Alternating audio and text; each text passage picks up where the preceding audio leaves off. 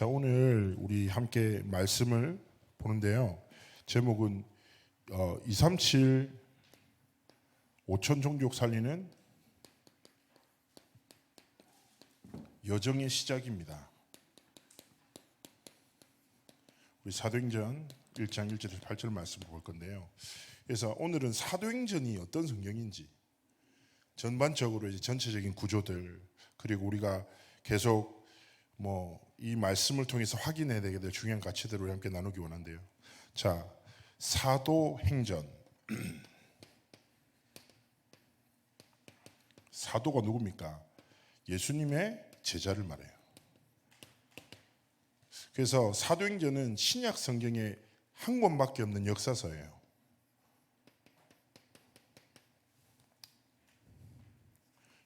그래서 몇 년간의 기록이냐? 한 28년에서 30년 사이에 기록된 성경입니다. 그런데 신학에서 가장 중요한 사도행전의 키워드 성경을, 제일 핵심 성경을 사도행전 1장 8절이라고 말하죠. 우리가 방금 봤던. 그래서 오직 성령이 너에게 임하시면 너희가 권능을 받고 예루살렘과 온 유대와 사마리아 땅 끝까지 이르는 내 증인되리라. 그래서 이 말씀 너무 잘 아니까 우리가 이 말씀을 붙잡고 성경 전체를 볼 수 있어야 돼요. 다 이유가 있죠. 왜 그러냐? 이 성경은 의사 누가가 기록했는데 성경을 이렇게 구성된 걸 딱 보면 이렇게 정리됩니다. 자, 1장에서 7장까지는 무엇입니까? 언약이 선포되면서 예루살렘에 하나님의 복음이 증거되는 여정을 담고 있어요. 그리고 8장부터 12장까지는 어디입니까? 온 유대, 사마리아. 그리고 13장에서는 선교가 시작돼서 28장까지는 뭐예요? 땅끝까지. 바울의 1차, 2차, 3차 전도 여행을 통해서, 자, 무슨 말입니까? 이 성경을 누가라는 제자가 기록했어요. 그래서 누가가 일어나는 모든 역사를 어떤 관점으로 보냐? 붙잡은 말씀 사도행전 1장 8절로 모든 걸 보는 거예요. 다음에 제가 한번 쭉 풀어서 말씀드릴게요.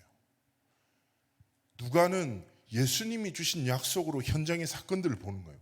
엄마 진짜네? 성령이 임하시니까 권능이 임하니까 뭐예요? 제자들을 통해서 예루살렘에 막 복음이 증거되다가 어떻게 돼요? 집사들을 세우면서 8장부터 사마리아와 온 유대 막 복음이 증거돼. 그 중간에 어려움을 계속 만나거든요. 그 어려움이 다 기회가 되는 거예요. 그러면서 어떻게 돼요? 13장에는 오히려 갈등이 아니라 뭐예요? 하나님의 선교와 바울을 이란 전도자를 통해서 그 당시에 전 세계라고 했던 모든 땅에 1차, 2차, 3차 전도여행을 통해서 복음이 증거되는 역사가 계속 일어나거든요. 그래서 우리가 신앙생활 하잖아요. 신앙생활 해나가잖아요. 그런데 잘 보십시오. 누가는 어떤 눈으로 봤어요? 하나님이 주신 말씀으로 현장을, 사건을, 사람을, 문제를 보는 거예요. 그러니까 위기가 문제가 아니라 문제가 아니라 그 속에서도 하나님의 언약이 계속 성취되는 거예요. 그래서 우리가 신앙생활을 할 때 기도하셔야 돼요. 하나님 나한테 영적인 눈을 열어주십시오. 하나님이 주신 생명의 말씀으로 하나님의 복음으로 사건과 사람과 문제와 갈등을 올바로 볼 수 있도록. 그래서 계속 말씀 속에 선포되잖아요. 문제 속에 답이 있다. 갈등 속에 갱신이 있고 위기 속에 기회가 있다. 말씀을 듣잖아요. 잘 안 보인단 말이에요. 이번 주간에 제 그 친한 친구 목사랑 잠시 만나 식사를 했는데 그 친구가 저한테 이제 교회 안에 있는 성도님이 계신데 그분이 이 얘기를 했더니 짜증을 내더라고요. 누가 모릅니까? 이러더라고요. 예? 난 그렇게 하면 이 사람이 축복의 기회다니까. 뭐가 축복이에요? 내가 이 사람 때문에 속이 터지는데 이렇게 얘기했다는 거예요. 그래서 제가 이렇게 얘기했어요. 그 목사한테. 그치. 우리가 목사가 자칫해 버리면 너무 쉽게 정답만 얘기한다. 그 정답까지 가기 위해서 얼마나 많은 하나님의 은혜가 필요하고. 그렇죠? 전에 제가 그 한 분 이제 중직자분 만났는데 이분이 쉽게 얘기하면 믿었던 사람한테 사기당했거든요. 3천만 원 딱 당한. 미치겠다는 거예요. 24가 되어진대요. 내가 왜 그랬을까? 죄를 어떻게 하지? 하나님이 도대체 왜 나에게 이런 일을? 원망상처 24. 주변 사람들이 복음 붙잡아라. 제일 짜증난다. 누가 모르나? 내가 안 그러고 싶나? 막 이렇게 소리 짓는 거예요. 그렇다니까요. 자, 그래서 기억하셔야 되는 거예요. 내 의지나 노력의 방법을 통해서 내가 나를 바꿀 수가 없다. 내 의지적 결단으로 내 생각의 굴레를 벗어날 수 없다. 내 경험의 눈으로는 하나님의 뜻과 계획을 볼 수 있는 방법이 없다. 그래서 뭘 기억하셔야 되냐? 사도행전의 또 다른 별명이 성령행전. 우리가 이번에 계속 사도행전 보잖아요. 성령께서 얼마나 세밀하게 인도하시는지, 성령께서 얼마나 구체적으로 역사하시는지 성경이 계속 기록되어 있어요. 확인할 거란 말이에요. 그럼 기억해야 합니다. 나에게는 매 순간 모든 상황 속에서도 성삼위 하나님의 도우심이 필요하구나. 나는 할 수 없으나 하나님이 하시게 하는구나. 나는 볼 수 없으나 하나님이 보게 하시는구나. 나는 넘을 수 없으나 하나님이 넘을 수 있는 힘과 용기, 은혜를 주시는구나. 그래서 우리는 뭐예요? 날마다 그 은혜를 인하여 믿음으로 하나님 앞에서 삶의 여정을 지켜나가기 원하시는 거예요. 그래서 저는 이 사도행전을 자꾸 보면서 그래, 누가의 영적인 눈을 여신 하나님께서 내게도 동일하게 영적인 눈을 여셔서 하나님의 말씀과 하나님의 역사를 진짜 보고 그 여정을 따라 걸어가서 하나님의 성취의 주역이 되기를 원하시는 겁니다. 자, 그러면서 봐야 될 게 뭡니까? 이 사도행전의 주인공이 누구예요? 초대교회예요.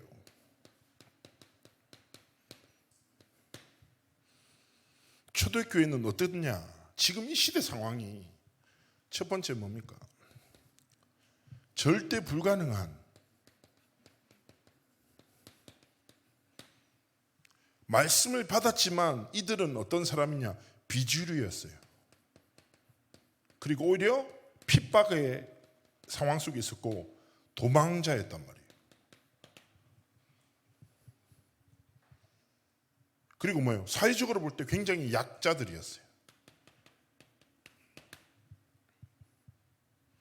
자, 이런 시대적 상황 속에서 잘 보십시오. 그나마 이 당시 시대 상황이 어떠냐면 로마가 굉장히 풍요로운 때예요. 아우구스투스라는 황제 얘기 들어보셨죠? 이 황제가 엄청 사랑받는 황제였어요. 왜냐하면 행정적으로 거의 원탑에 있는 사람이에요. 어느 정도냐? 아무리 무능한 황제가 세워져도 로마가 흔들리면 안 된다고 생각해서 행정적인 모든 것을 세워놨단 말이에요. 풍요로운 때라. 굉장히 그 풍요로운 로마가 풍요로움을 유지하는 방법이 무엇입니까? 전쟁을 통해서 식민지들을 만들고 식민지를 통해서 많은 수익을 가지고 로마를 견고하게 세우고 나갔을 때란 말이에요. 그래서 로마가 자신들의 뭐라고 할까요? 이 강건함을 지켜나기 위해서 식민지가 반항한다, 본보기를 삼고자 굉장히 잔인하게 정책을 펼쳤다. 그 당시 때 잘 보십시오. 로마의 속국이었던 유대에서도 비주류가 초대교회라. 이들이 땅끝까지 이런 복음을 증거한다? 사실은 불가능한 이야기예요. 자, 그런데 중요한 것은 무엇입니까? 절대 불가능한 시대 상황 속에서 하나님은 사도, 즉 제자들을 세우셨습니다. 그리고 중요한 것은 무엇입니까? 이 사도들과 함께 많은 초대교회 성도들이 한 마음으로 절대 불가능한 상황이 아니라 그 속에서 주신 하나님의 말씀을 딱 붙잡은 거예요. 그래서 사도행전으로 계속 얘기할 건데요. 사도행전을 1장을 언약장이라고 합니다. 2장을 성취의 장이라고 해요. 하나님이 138이라는 언약을 1장 때 딱 주시고 이 언약을 붙잡고 기도한 초대교회 하나님이 2장에 성취 응답을 주시고 3장에서 28장은 무엇입니까? 이 언약 붙잡고 현장에 나갔더니 하나님의 언약이 성취되고 역사하는 그 여정을 기록하고 있단 말이에요. 사도를 통해서 주신 하나님의 말씀을 붙잡고 성도들이 한 마음으로 딱 기도했어요. 이게 뭐예요? 28년에서 30년간의 기록이에요. 근데 잘 아시잖아요. 우리는 결론을 알고 있잖아요. 이 절대 불가능한 초대교회를 통해서 로마가 복음화됩니다. 몇 년 만에? 250년 만에. 여러분 잘 아시잖아요. 313년 콘스탄티누스 대제를 통해서 기독교가 국교로 공인되죠. 자, 이 과정이 어떻게 일어났냐? 교회사는 이렇게 기록해요. 자, 사도들의 이 역사가 전달되었어요. 이 시대를 뭐냐? 속사도 시대라고 해요. 이게 언제냐? 사도들, 제자들의 시대예요. 무슨 말입니까? 여러분 잘 아시죠? 바울을 따라서 아들이라 부름받고 바울을 따라서 13살 때 전도여행을 따라 나갔던 사람이 누구냐? 디모데란 말이에요. 그죠? 디모데가 이때는 어렸어. 디모데와 같은 사도들에게서 복음이 전달된 속사도들을 통해서 더 견고하게 교회들이 세워져 나가요. 그런데 잘 아시는 대로 이 사도행전이 끝나고 나자마자 로마 황제 8명이 심각할 정도로 유대 사회를 핍박하고 기독교도들을 박해하거든요. 특히 네로 황제 아시죠? 이 역사에 기록되어 있잖아요. 로마의 대화재에 대한 분노를 어디로 돌립니까? 기독교도들에게 다 돌려버려요. 그러면서 학살운동이 일어났는데 어느 정도 학살이 일어났냐? 교회사의 기록에 보면 이렇게 기록해요. 콜로세움에서 검투사들의 경기가 인기가 있잖아요. 그런데 기독교도들을 사자를 풀어서 고문하고 죽이는 것을 로마 주민들이 굉장한 재밌는 스포츠로 생각했다고. 그리고 네로 황제가 자기 정원에서 파티를 하면서 기독교도들을 묶어서 몸에 불을 붙여서 밝힐 정도로 심각할 정도로 교회를 핍박하거든요. 그런데 그 복음이 로마 전체를 변화시켰어요. 언제 로마가 복음화됐냐? 교회사는 이렇게 기록합니다. 이름 모를 제자의 시대라고 기록해요. 이름 모를 제자의 시대를 통해서 뭐예요? 로마가 복음화됐다고 교회사에서 설명하거든요. 근데 어느 정도 교회사가 이렇게 복음이 증거됐냐? 콘스탄티누스 대제가 이미 국교로 공인하기 전에 자기 친척, 친인척부터 비롯해서 자기 어머니까지 이미 완전한 그리스도인으로 생명 걸고 그리스도를 사랑하고 있는 딱 시간표가 됩니다. 실제로 콘스탄티누스 대제의 어머니를 헬레나 여사라고 하거든요. 이 여자가 그리스도를 너무너무 사랑해서 어떤 일을 벌이냐? 자기 아들이 로마를 전체를 장악하잖아요. 그래서 이 여자가 그리스도를 너무 사랑해서 로마 군대를 이끌고 예루살렘으로 갑니다. 뭐 찾으려고 하냐? 예수님의 십자가 찾으려고. 그런데 십자가를 못 찾았어. 뭘 찾았냐? 십자가 때 박혔던 못이라고 하는 걸 찾아낸 거예요. 자, 근데 그 못인 걸 어떻게 증명할지 모르겠는데 어쨌든 있고, 그리고 이 여자가 이 생각을 해요. 아, 빌라도 총독집에 예수님이 심판받으러 가셨겠지. 그래서 실제로 빌라도 총독집에 가서 입구에 있는 대리석 계단 있잖아요. 그걸 다 뜯어서 로마로 가지고 와요. 엄청 큰 대리석 계단을. 그래서 실제 로마에 가보면 계단 교회라고 있어요. 십자가의 못 교회도 있어요. 실제 로마 가보면 교회가 계단 교회는 교회 딱 들어가면 중간에 계단이 하나 딱 있어. 사람들은 막 무릎 꿇고 울면서 막 올라가. 전 2칸씩 뒤에 막 올라가고 그랬었는데. 자, 그 정도로 이미 하나님의 복음이 뭐요? 제자들을 통해 증거됐는데 어떻게 하나님이 초대교회를 통해서 일을 이루셨지? 많은 생각이 들 수 있어요. 근데 제가 굉장히 재밌는 이렇게 기록을 한번 봤거든요. 자, 로마가 말기 정도의 도덕적으로 심각한 타락 속에 있어요. 너무 심각할 정도로. 그러다 보니까 로마 시민도 로마 시민을 믿을 수 없는 상황이에요. 근데 기독교도들은 싫어하면서도 인정해.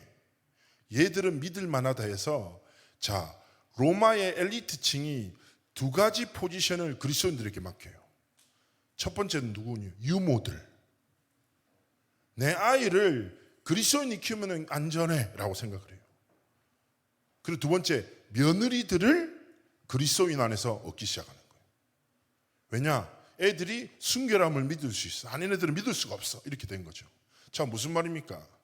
로마가 렘넌트들을 떡하니 그리스도인들에게 맡기 시작한 거예요. 그 역사가 계속되면서 뭡니까? 어릴 때부터 복음이 각인 뿌리 체질된 로마의 렘넌트들이 일어나기 시작한 거예요. 그러면서 로마가 복음화되었죠. 자, 이 역사를 딱 가지고 우리가 함께 보고 있는데 우리의 삶에도 이 역사를 보면서 저는 우리가 이제 사도행전을 계속 이제 펼쳐 나갈 건데 저는 이 교회사를 보면서 하나님 앞에 진짜 본질적인 걸 오늘 우리가 아침에도 말했지만 하나님이 정말 우리에게 원하시는 게 뭘까 생각하게 됩니다. 다른 것이 아니죠. 하나님은 절대 가능한 성취의 역사를 반드시 성취해 나가시는데 그 방법이 무엇입니까? 기억하셔야 돼요. 절대 불가능한 우리의 삶에 하나님은 절대 언약을 주시는 거예요. 자, 제가 말씀드렸잖아요. 사도행전의 절대 언약은 세 개라니까요. 1장 1절 3절 8절이에요. 뭐예요? 오직 그리스도 하나님 나라 성령 충만. 이 언약을 붙잡은 하나님의 사람들. 자, 이 언약을 뭐예요? 자신의 삶의 절대 목적으로 붙잡은 하나님의 사람들을 통해서 하나님은 언약의 성취의 정을 펼쳐나가시는 거죠. 중요한 것은 무엇입니까? 이 말씀이 실제 내가 오늘 살아가는 삶의 목적이 되고 방향이 되기를 원하시는 거예요. 그래서 무슨 말입니까? 하나님은 이 초대교회 시대에 절대 불가능해 보이는 초대교회를 통해서 하나님은 이 언약의 성취의 여정을 펼쳐나가셨단 말이에요. 우리가 살아가는 이 시대 속에서 하나님은 237 5천 종족을 향해서 하나님의 언약을 증거하시고 복음을 나타내기를 원하시는 것이죠. 그러면 하나님이 주신 언약이 내 삶의 목적이 되고 하나님의 말씀이 내 삶의 방향이 되기를 원하시는 거죠. 이 언약을 성취하시는 하나님의 방법이 무엇입니까? 절대 제자예요. 또 다른 말은 뭐예요? 절대 망대로 세움받은 하나님의 사람을 통해서 하나님은 언약을 계속 성취시켜 나가시는 거죠. 그렇다면 중요한 것은 무엇입니까? 간단한 거죠. 우리가 사도행전을 딱 시작하면서 그렇구나. 하나님의 말씀을 통해서 하나님이 237 5천종 살리는 지금 이 시대에도 사도행전 1장 8절은 계속 살아서 역사하고 성취된단 말이에요. 그 중요한 것은 무엇입니까? 선포되어진 말씀을 나의 언약으로 붙잡고 이 주어진 언약이 내가 오늘 살아가는 삶의 목적이 되고 하나님 앞에서 제자와 망대라는 정체성을 가지고 하나님 앞에서 다른 것이 아니라 언약 성취의 여정을 걸어가는 뭐예요? 믿음의 도전을 하나님이 시작하시기를 원하시는 거예요. 그래서 하나님 앞에서 단순한 거죠. 저 늘 말씀드리지만 우리의 삶의 가치가 생존이 되면 안 되겠죠. 내가 좀 더 잘 먹자, 좀 더 잘 입자를 위해서가 아니라 자, 생존은 하나님께 맡기고 전에 한 번은 이제 그 비행기 타고 오는데 비행기가 심하게 흔들리는 거예요. 난기류를 만나도 이 정도로 심하게 흔들리냐? 너무 흔들리는 거예요. 그 저는 그럴 때 뭐 하나님 시간표면 가는 거지 뭐 내가 이거 어떻게 하지 그냥 편안해 있거든요. 근데 제 옆에 있는 사역자가 막 웃고 있는 거예요. 걱정하지 말라는 거예요. 너 걱정 안 하는데 이랬더니 왜 걱정하는데? 저 앞에 류광수 목사님이 있다. 이 비행기 안 떨어진다는 거예요. 야, 그것도 맞는데 우리 정체성도 좀 높이면 안 되겠나? 하나님이 나 때문에 이 비행기 안 떨어뜨리신다는 생각하면 안 되겠냐니까. 아, 나는 그 정도는 아니라는 거예요. 그래서 한참 웃었는데. 그렇잖아요. 우리가 인생을 살다 보면 이런저런 일 만나요. 그렇죠? 이게 중요한 거 같고 저게 중요한 거 같고 막 흔들릴 때 있다니까. 근데 저는 하나님 앞에서 이번에 원단이 무엇입니까? 영원한 기업, 영원한 유산, 영원한 작품. 우리의 삶에 하나님이 진짜 영원한 하나님의 복음을 붙잡고 하나님의 것을 위해 살아가기 원하는 거예요. 내가 절대 불가능하다, 상관없다니까요. 절대 불가능함 속에 머물러 있지 마세요. 이 속에서 하나님 뭐예요? 언약으로 우리의 삶을 이끄시고 역사하시고 성취의 주역으로 이끄실 것이기 때문에, 그래서 말씀을 붙잡고 기도하고 말씀을 붙잡고 도전하고 말씀을 붙잡고 하나님 앞에 시작하기 원하시는 거예요. 그래서 우리 창대교회가 하나님 앞에서 뭐예요? 제가 지난번에도 말씀드렸지만 10년의 준비, 하나님이 진짜 마음껏 쓰시는 그릇이 되도록 실제 내용과 그릇을 딱 준비하고 하나님 앞에서 믿음으로 도전하기를 원하시는 겁니다. 그러면서 기억하셔야 돼요. 사도행전에 기록된 제자의 기준이 있어요. 다른 것이 아닙니다. 자, 교회 안에는 많은 무리가 있지만 하나님은 제자를 통해서 일하시는데, 제자의 특징이 무엇입니까? 다른 것이 아니에요. 말이 아니라 뭐예요? 하나님의 말씀에 반응하는 사람이에요. 자, 많은 여론이 있습니다. 그렇죠? 그러나 우리는 철저하게 하나님의 말씀 중심으로 사람들과 함께 살아가지, 사람이 우리 삶의 기준 되면 안 돼요. 많은 사람들이 하나님의 말씀은 가벼이 여기고 사람의 말을 두려워하는 사람들 많거든요. 제자는요, 사람이 아니라 하나님, 살아계신 성삼위 하나님을 딱 두려워하면서 하나님 앞에서 믿음으로 살아가요. 자, 기억하셔야 돼요. 갈라디아서 1장 10절에 분명히 얘기한다니까요. 바울이 뭐라고 고백합니까? 복음에 대해서 딱 설명하다가 내가 사람에게 좋게 하랴 하나님께 좋게 하랴, 사람의 기쁨을 구하는 자였다면 그리스도의 종이 아니다.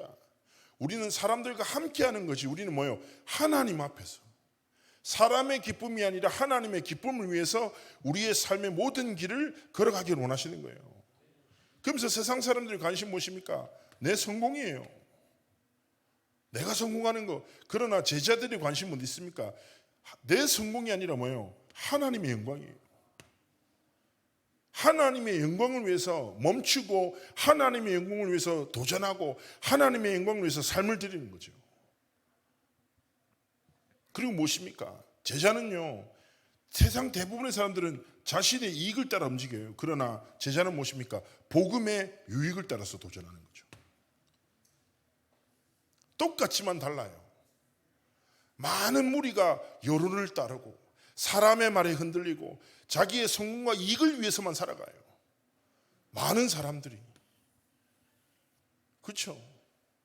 이거를 뭐라고 합니까? 창세기 3장, 6장, 11장이에요.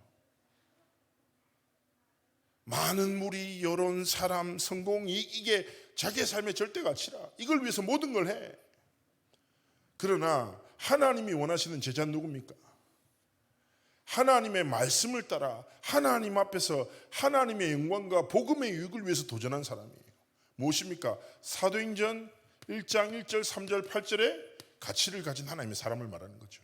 자, 사도행전의 초대교회는 이 제자들의 여정을, 제자들이 겪었던 핍박의 시간표 속에서 어떤 도전을 했는지, 이 제자들을 성령께서 어떻게 이끄시고 역사하시고 응답하시는지, 문제가 어떻게 답이 되고 위기가 어떻게 기회가 되는지 아주 세밀하게 묘사하고 있어요. 그렇다면 우리가 딱 사도행전을 딱 성경을 붙잡으면서, 그렇구나, 절대 불가능한 나가 아니라 절대 불가능한 나를 통해서 절대 가능의 역사를 이루시는 성삼위 하나님의 말씀을 붙잡고, 내가 누구라고요? 그리스도의 제자로 하나님 나를 부르셨구나.